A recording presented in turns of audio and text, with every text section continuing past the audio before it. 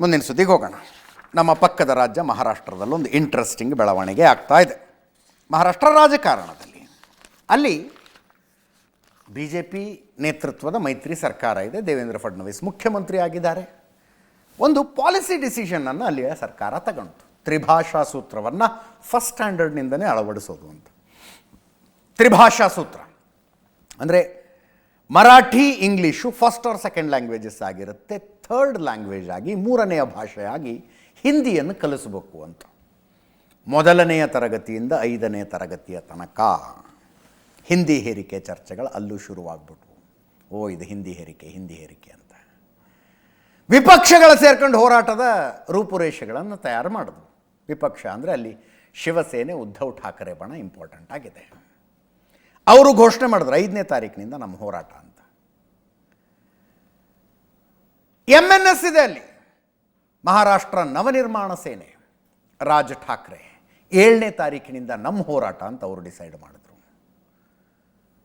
ಮಧ್ಯದಲ್ಲಿ ಶರದ್ ಪವಾರ್, ಯಾಕೆ ಒಬ್ಬೊಬ್ಬರು ಒಂದೊಂದು ಡೇಟಿಗೆ ಹೋರಾಟ ಮಾಡೋದು, ಎಲ್ಲರೂ ಒಟ್ಟಾದರೆ ಹೆಂಗೆ ಅಂತ ರಾಜ್ ಠಾಕ್ರೆ ಉದ್ಧವ್ ಠಾಕ್ರೆ ವಿಷಯದಲ್ಲಿ ಬಂದಾಗ ಅದು ಬೇರೆಯೇ ಅರ್ಥ ಬಂದುಬಿಡುತ್ತೆ. 2005 ನಂತರ ಇವರಿಬ್ಬರು ಒಂದೇ ವೇದಿಕೆಯ ಮೇಲೆ ಬಂದಿಲ್ಲ. ದೇ ಆರ್ ಫಸ್ಟ್ ಕಸಿನ್ಸ್, ನೆನ್ಪಿಟ್ಕೊಳ್ಳಿ, ಫಸ್ಟ್ ಕಸಿನ್ಸ್.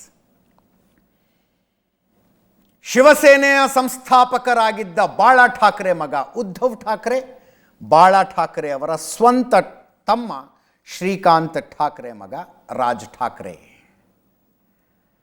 ರಾಜ್ ಠಾಕ್ರೆ, ಉದ್ಧವ್ ಠಾಕ್ರೆ ಅಣ್ಣ ತಮ್ಮಂದಿರ ಮಕ್ಕಳು. 2003ರಲ್ಲಿ ಉದ್ಧವ್ ಠಾಕ್ರೆ ಆರಂಭದಲ್ಲಿ ಅಷ್ಟು ರಾಜಕೀಯ ಆಸಕ್ತಿಯನ್ನು ಹೊಂದಿರಲಿಲ್ಲ. Raj Thackeray politically very aware and active. ಶಿವಸೇನೆಯ ನೇತೃತ್ವವನ್ನು ಬಾಳಾ ಠಾಕ್ರೆ ರಾಜ್ ಠಾಕ್ರೆ ಅವರಿಗೆ ಕೊಡ್ತಾರೆ ಅಂತ ಚರ್ಚೆ ಆಗ್ತಾ ಇತ್ತು. 2003ರಲ್ಲಿ ಬಾಳಾ ಠಾಕ್ರೆ, ಎಷ್ಟೇ ಅಂದರೂ ಮಗನೇ ಅಲ್ವಾ, ಸ್ವಂತ ರಕ್ತ. ಬಾಳಾ ಠಾಕ್ರೆ ಉದ್ಧವ್ ಠಾಕ್ರೆಯನ್ನು ಉತ್ತರಾಧಿಕಾರಿ ಅಂತ ಘೋಷಣೆ ಮಾಡಬೇಕು. He was left broken hearted. Raj Thackeray ಅಲ್ಲಿಂದ ಹೊರಗೆ ಬಂದು MNS ಅನ್ನು ಕಟ್ಟಿದ್ದು, ಮಹಾರಾಷ್ಟ್ರ ನವನಿರ್ಮಾಣ ಸೇನೆಯನ್ನು ತಾವು ಅಧ್ಯಕ್ಷರಾಗಿದ್ದು. ನೀವು ಮಾತು ಕಡ್ಡಿ ಮುರಿದಂಗೆ ಮಾತಾಡೋದು, ಖಡಕ್ ನಿಲುವುಗಳು ಎಲ್ಲವನ್ನೂ ನೋಡಿದ್ರೆ ರಾಜ ಠಾಕ್ರೆ ಬಾಳಾ ಠಾಕ್ರೆಯ ತದ್ರೂಪ ಅನ್ನಿಸ್ತಾರೆ, ತದ್ರೂಪ. ಆದರೆ ಪೊಲಿಟಿಕಲಿ ಲಾಭ ರಾಜ್ ಠಾಕ್ರೆಗೆ ಮಾಡಿಕೊಳ್ಳೋದಕ್ಕಾಗಲಿಲ್ಲ. ವೆರಿ ಪಾಪ್ಯುಲರ್ ಲೀಡರ್ ಮಹಾರಾಷ್ಟ್ರದಲ್ಲಿ, ಬಟ್ ರಾಜಕೀಯ ಛಾಪು ಮೂಡಿಸೋದಕ್ಕೆ ಸಾಧ್ಯ ಆಗಲಿಲ್ಲ. ಮೊನ್ನೆ ಎಲೆಕ್ಷನ್ನಲ್ಲಿ ಇವ್ರ ಮಗನೇ ಸೋತ್ಬಿಟ್ರು. ಹೀಗೆಲ್ಲ ಇತ್ತು 20 ವರ್ಷಗಳಿಂದ. ಅಂದರೆ ಫಸ್ಟ್ ಕಸಿನ್ಸ್ ಅಂದಮೇಲೆ ಕಾಮನ್ ರಿಲೇಟಿವ್ಸ್ ಇರ್ತಾರೆ, ಏನೋ ಮದುವೆ ಮುಂಜಿ ಕಾರ್ಯಕ್ರಮಗಳಾಗ್ತಿರ್ತವೆ. ಇಬ್ಬರು ಅಟ್ ಎ ಟೈಮ್ ಕಾರ್ಯಕ್ರಮಕ್ಕೂ ಹೋಗ್ತಿರ್ಲಿಲ್ಲ ಇವರು. ಒಂದೋ ಉದ್ಧವ್ ಠಾಕ್ರೆ ಬಂದು ವಿಶ್ ಮಾಡಿ ವಾಪಸ್ ಹೋದ್ಮೇಲೆ ಇವ್ರು ಬರಬೇಕು, ಇಲ್ಲ ಇವ್ರು ಬಂದು ವಿಶ್ ಮಾಡಿ ಊಟ ಮಾಡ್ಕೊಂಡು ಹೋದ್ಮೇಲೆ ಅವ್ರು ಬರಬೇಕು.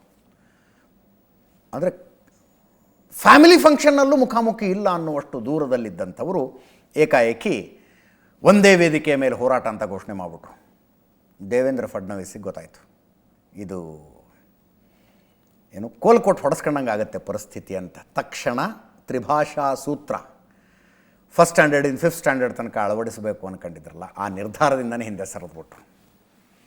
ಅದನ್ನು ತಾತ್ಕಾಲಿಕವಾಗಿ ರದ್ದು ಮಾಡ್ತಾ ಇದ್ದೀವಿ, ನಾವೊಂದು ಕಮಿಟಿ ಮಾಡ್ತೀವಿ, ಎಜುಕೇಷನಿಸ್ಟ್ಗಳ ಶಿಕ್ಷಣ ತಜ್ಞರ ಕಮಿಟಿ. ಆ ಕಮಿಟಿ ರಿಪೋರ್ಟ್ ಕೊಟ್ಟ ಮೇಲೆ ಮುಂದಿನ ಯೋಚನೆ ಮಾಡ್ತೀವಿ ಅಂತ ದೇವೇಂದ್ರ ಫಡ್ನವೀಸ್ ಘೋಷಣೆ ಇದು. ಹೋರಾಟ ಆರಂಭಿಸುವುದಕ್ಕಿಂತ ಮೊದಲೇ ವಿಪಕ್ಷಗಳ ಗೆದ್ದುವಲ್ಲಿ 6ನೇ ತಾರೀಕೇನೋ ಹೋರಾಟಕ್ಕೆ ಕರೆ ಕೊಟ್ಟಿದ್ರಲ್ಲ, ಅದನ್ನು ವಿಜಯ ದಿನವನ್ನಾಗಿ ಆಚರಣೆ ಮಾಡ್ತಾರಂತೆ. ಉದ್ಧವ್ ಠಾಕ್ರೆ, ರಾಜ್ ಠಾಕ್ರೆ ಒಂದಾಗ್ತಿದ್ದಾರೆ ಅನ್ನುವ ಸುದ್ದಿ ದೇವೇಂದ್ರ ಫಡ್ನವೀಸರನ್ನು ಒಂದು ದೊಡ್ಡ ನಿರ್ಧಾರದಿಂದ ಹಿಂದೆ ಸರಿಯುವ ಅನಿವಾರ್ಯತೆಗೆ ದೂಡ್ತು. ಈಗ ತ್ರಿಭಾಷಾ ಸೂತ್ರವನ್ನು ಫಸ್ಟ್ ಸ್ಟ್ಯಾಂಡರ್ಡ್ನಿಂದ ಲಾಗು ಮಾಡೋದಿಲ್ಲ ಅಂತ. ಸೊ ಪ್ರತಿಭಟನೆ ಮಾಡೋದಕ್ಕೆ ಹೊರಟಿದ್ದವರು ವಿಜಯ ದಿವಸ್ ಆಚರಿಸ್ತಾರೆ. ವಿಜಯ್ ದಿವಸ್ ಗಿರ್ಗಾಮ್ ಚೌಪತ್ತಿಯಿಂದ ಆಜಾದ್ ಮೈದಾನದವರೆಗೆ ಜಾಥಾ ಮಾಡ್ತಾರೆ. ಉದ್ಧವ್ ಠಾಕ್ರೆ, ರಾಜ್ ಠಾಕ್ರೆ ಇರ್ತಾರೆ ಅದರಲ್ಲಿ.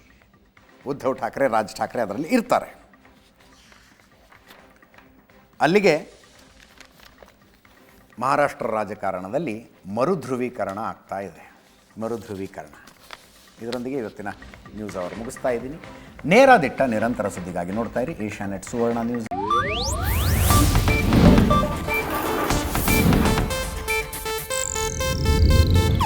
ಇದು ಏಷ್ಯಾನೆಟ್ ನ್ಯೂಸ್ ನೆಟ್ವರ್ಕ್ ಪ್ರಸ್ತುತಿ.